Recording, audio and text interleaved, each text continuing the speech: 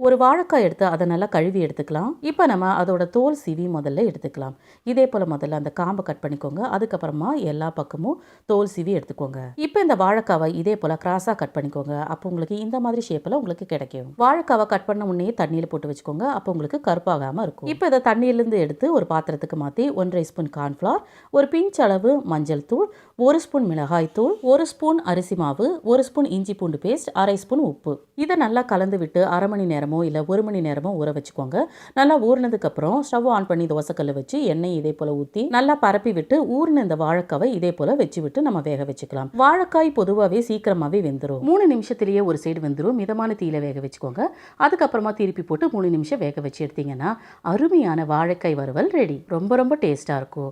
நீங்கள் சன்னமாக கட் பண்ணி இதே போல் ஃப்ரை பண்ணி எடுக்கும்போது சீக்கிரமாகவே வெந்து வந்துடும். உள்ளே பாருங்கள் நல்லாவே வெந்து வந்திருக்கு. வெளியில் வந்து மொறுமொறுன்னும் உள்ளே வந்து நல்லா சாஃப்டாகவும் இருக்கும்.